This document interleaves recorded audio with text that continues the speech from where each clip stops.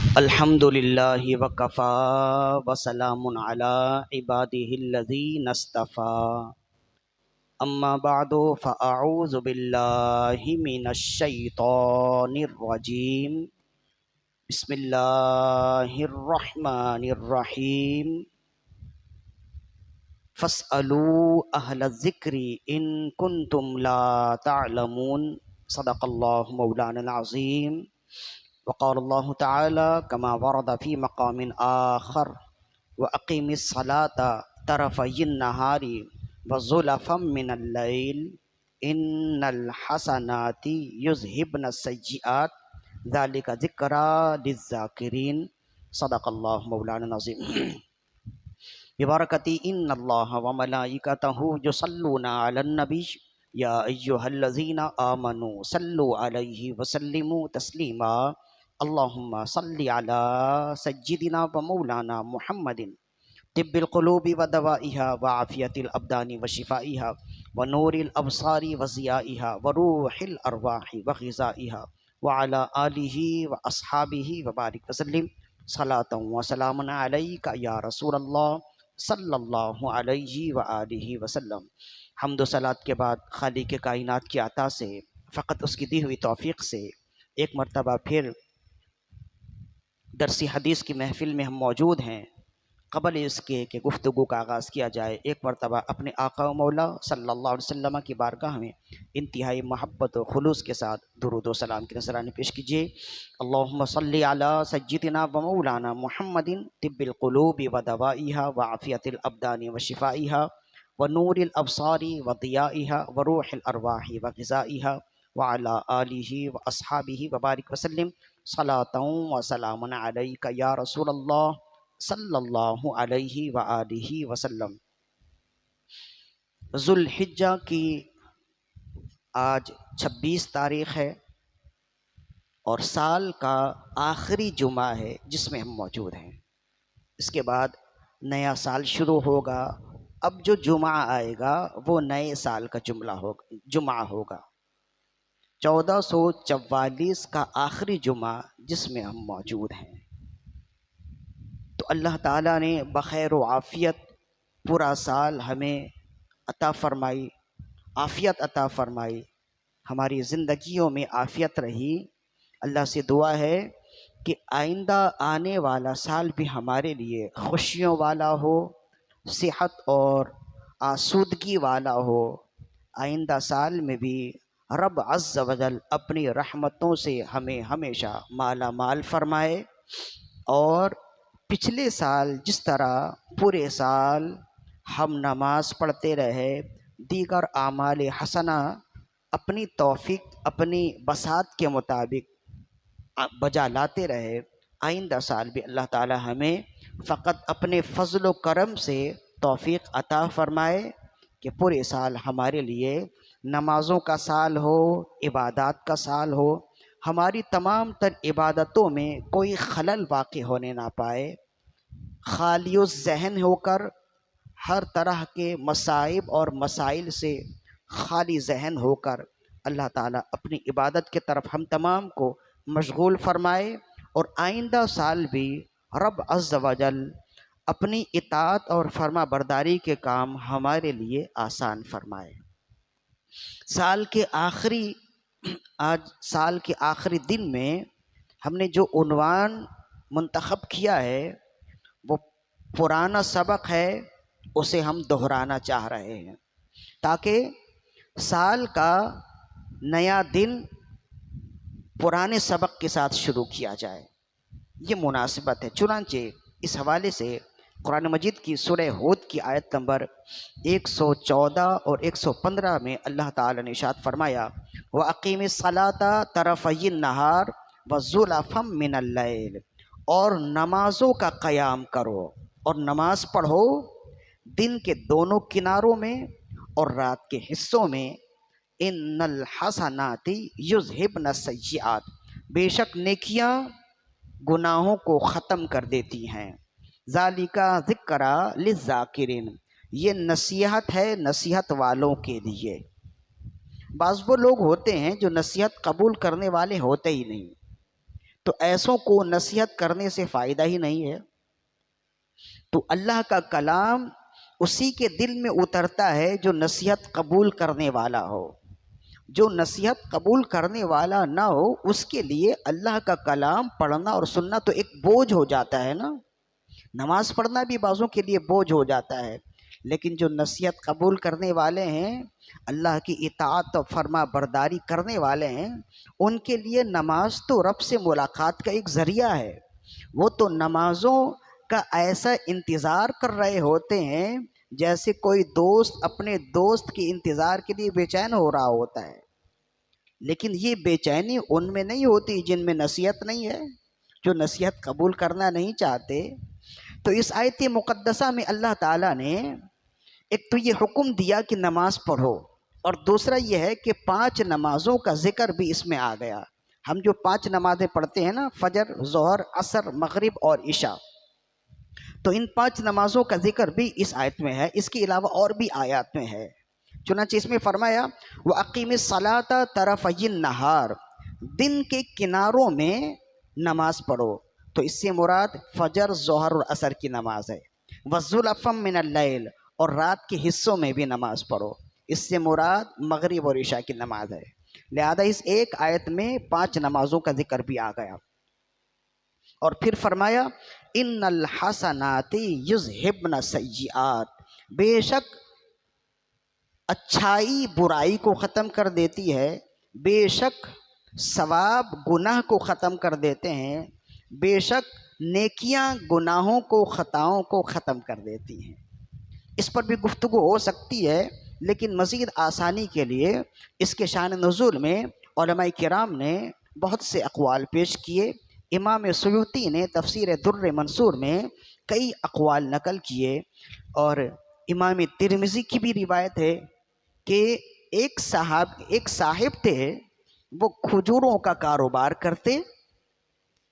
ظاہر ہے کہ مدینے اور مکے میں انہی چیزوں کا کاروبار ہے، اس لیے کہ یہ ساری چیزیں وہاں زیادہ اگتی ہیں، ان کی پیداوار زیادہ ہے، اور وہاں سے جو آتا ہے یہی سوغات لے کر آتا ہے نا، تو ان چیزوں کا کاروبار زیادہ ہے۔ تو ایک صاحب تھے، ان کے پاس کھجوروں کا کاروبار تھا، وہ یہی لین دین کرتے تھے۔ تو کہتے ہیں کہ کھجور لینے ایک خاتون ان کی دکان میں آئی، تو ان کی نیت میں کچھ فرق آ گیا۔ شیطان تو ہر ایک کے ساتھ لگا ہوا ہے نا، تو شیطان نے اسے اکسایا۔ تو اس شخص نے کہا کہ خاتون، یہاں جو آپ عمدہ کھجور تلاش کر رہی ہیں نا، یہاں تو ردی کھجور رکھے ہیں، خاص لوگوں کے لیے ہم نے اندر کمرے میں عمدہ اور اعلیٰ کھجور رکھے ہیں۔ چنانچہ خاتون تو سیدھی سادی سی وہ اندر گئیں، تو ان صاحب نے زنا کے علاوہ ان کے ساتھ ہر ایک عمل کیا، بدتمیزی کی، برا عمل کیا۔ جب وہ کر رہے تھے تو اچانک ہی اللہ کا خوف آیا، تو فوراً انہوں نے چھوڑ دیا اور توبہ کی، اور بہت ہی ندامت محسوس کی، اتنی شرمندگی اور ندامت محسوس کی کہ آسمان کی طرف سر نہیں اٹھاتے کہ یہ میں نے کیا کر دیا۔ شیطان کے نرغے میں آ کر، شیطان کے اکسانے پر یہ مجھ سے کتنا برا کام ہو گیا۔ اور یہ ایک اچھے انسان کی علامت ہے کہ برا کام کر لے، بلکہ یہ حدیث شریف ہے کہ ایک صحابی نے آ کر عرض کی تھی، یا رسول اللہ صلی اللہ علیہ وسلم، مجھے معلوم کیسے ہو کہ میں اللہ کا محبوب ہوں یا نہیں؟ تو آپ نے فرمایا تھا، جب برا کام کرنے کے بعد تمہیں شرمندگی ہونے لگے اور اچھا عمل کرنے کے بعد دل میں خوشی ہونے لگے، تو تم سمجھ جاؤ تم رب کو مقبول ہو۔ اس لیے کہ آپ دیکھیں جو برے اعمال کرنے والے ہیں، بعض ایسے ہیں کہ اگر کوئی برا کام ہو جائے تو بڑی شرمندگی محسوس ہوتی ہے، بڑی بے چینی محسوس ہوتی ہے، اور بعض ایسے ہیں کہ برا ہی کام کر رہے ہیں، انہیں کوئی بے چینی محسوس نہیں ہوتی، کوئی شرمندگی محسوس نہیں ہوتی، دھڑالے سے برے اعمال کر رہے ہوتے ہیں۔ تو ہر طرح کے لوگ ہوتے ہیں نا، تو یہ ایسے صاحب تھے کہ برا عمل تو ہو گیا، ظاہر ہے کہ یہ تو فرشتہ نہیں تھے، شیطان کے اکسانے پر آ کر انہوں نے برا عمل کیا، لیکن شرمندگی ہوئی، تو اب اللہ کی جانب رجوع کرنے کے لیے اب تڑپ رہے ہیں کہ اس برے عمل کا کفارہ کیسے ادا کروں۔ اس برے عمل کا اس نقصان کا کے بدلے میں مجھے کیا دینا ہوگا، اس برے عمل سے مجھے کیسے چھٹکارا ملے، آخرت میں میری پکڑ نہ ہو، اس کے حوالے سے میں کیا کروں۔ تو ظاہر ہے کہ رسول اللہ صلی اللہ علیہ وسلم اس زمانے میں موجود ہیں، تو یہ چلے بڑے تڑپتے ہوئے روتے ہوئے چلے بارگاہ رسالت میں۔ راستے میں حضرت صدیق اکبر رضی اللہ عنہ سے ملاقات ہو گئی۔ آپ نے ان سے پوچھا، اللہ کے بندے کہاں جا رہے ہو، روتے ہوئے گڑ گڑاتے ہوئے کس طرف جا رہے ہو؟ عرض کرنے لگے کہ اے محمد رسول اللہ صلی اللہ علیہ وسلم کے سچے ساتھی، میں رسول اللہ صلی اللہ علیہ وسلم کی بارگاہ میں جا رہا ہوں، ایک مسئلہ ہے۔ آپ نے پوچھا کہ کیا مسئلہ ہے؟ تو اس نے کہا کہ ایسا ایسا میرے ساتھ ہو گیا، میں نے گناہ کر لیے، مجھ سے برا کام ہو گیا، اور میں یہ چاہتا ہوں کہ رسول اللہ صلی اللہ علیہ وسلم کی بارگاہ سے مجھے سزا مل جائے تاکہ آخرت میں میری پکڑ نہ ہو۔ رسول اللہ میرے لیے سزا کا حکم دے دیں تاکہ آخرت میں میری پکڑ نہ ہو۔ صدیق اکبر رضی اللہ عنہ نے فرمایا کہ اے اللہ کے بندے، رب سے معافی مانگو اور اپنے عمل کو چھپا لو، بارگاہ رسالت میں جانے کی ضرورت نہیں ہے، رب سے معافی مانگو اور کسی کو بتاؤ بھی مت۔ انہوں نے تو آپ نے فرمایا تم نے مجھ پر اعتماد کر کے بتا دیا، اپنے گناہ کو چھپا لو اور واپس لوٹ جاؤ۔ یہ کہہ کے صدیق اکبر رضی اللہ عنہ آگے بڑھ گئے، تو یہ سوچنے لگے کہ واقعی انہوں نے تو صحیح کہا ہے، مجھے واپس لوٹ جانا چاہیے۔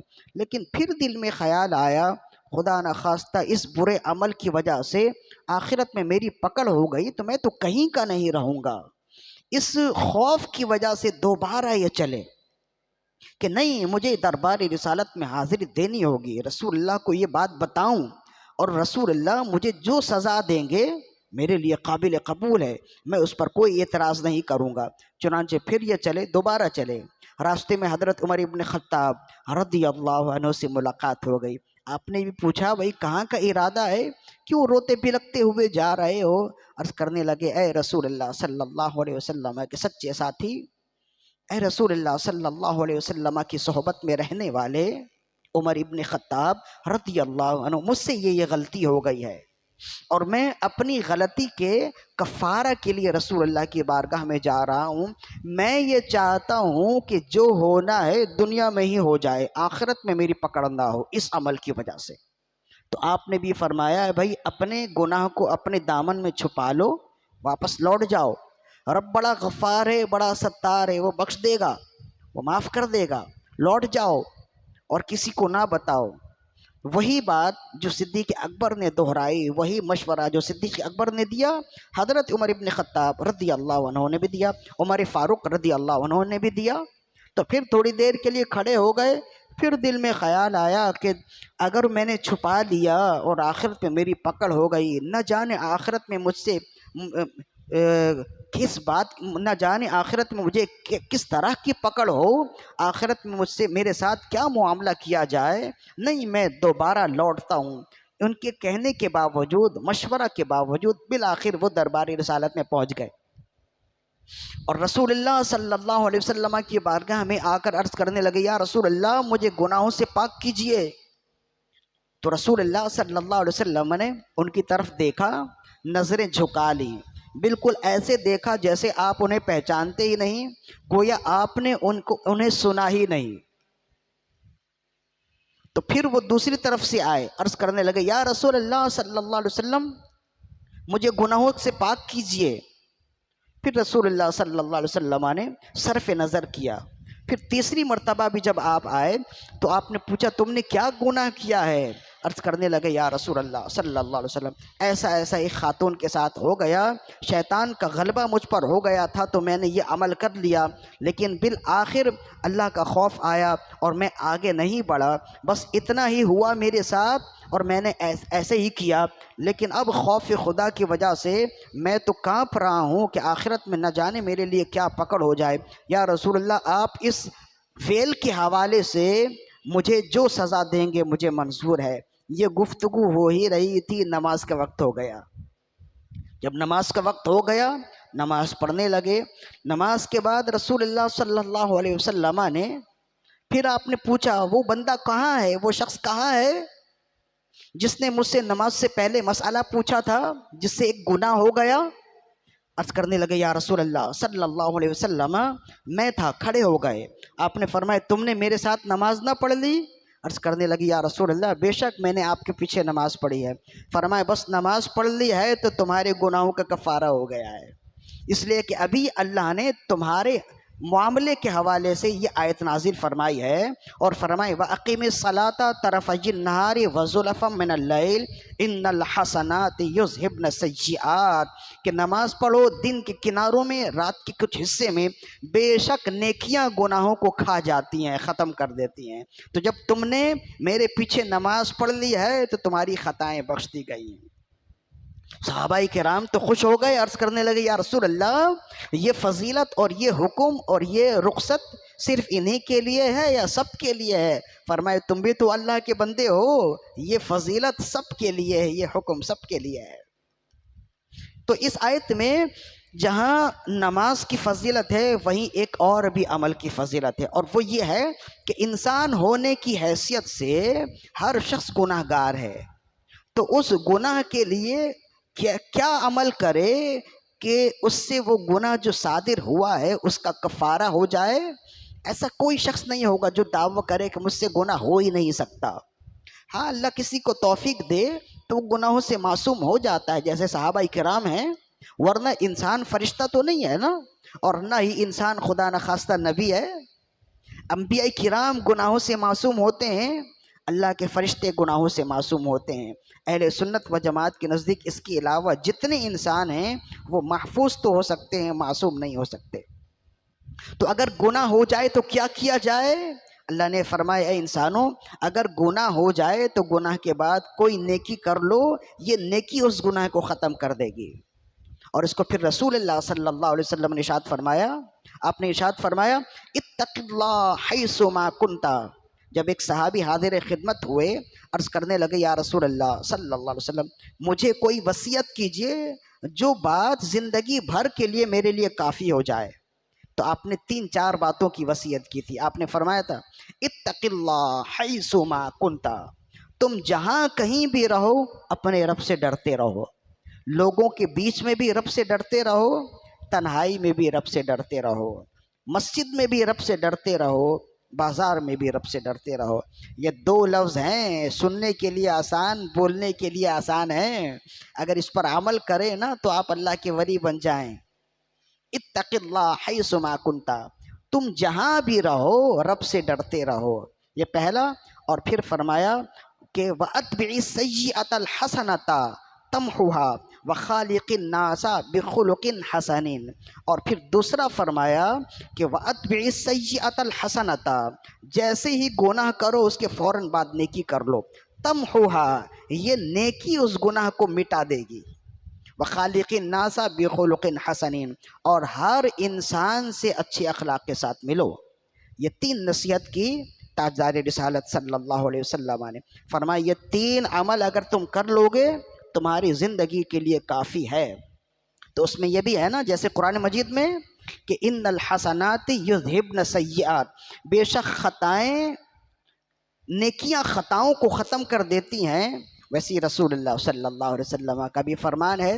تو سال کے آخری دن میں پرانا سبق یہ ہے کہ یہ پرانا سبق ہے نا نماز کی فضیلت، ہم سنتے ہی رہتے ہیں، تو سال کے نئے دنوں میں پرانے سبق کو ہم نے اس وجہ سے دہرایا ہے تاکہ جب نیا سال شروع ہو تو پرانے سبق کے ساتھ شروع ہو، تاکہ جس طرح ہم نمازی ہیں آئندہ بھی نمازی رہیں، اور جب نیا سال بدلے تو کچھ ہم میں بھی تبدیلی آئے۔ سال بدلنا کوئی خوشی کی بات نہیں ہے اگر آپ میں تبدیلی نہ آئے۔ سال اگر بدل گیا تو کیا ہوا، جب تک حال نہ بدلے سال بدلنا تو غیر ضروری ہے۔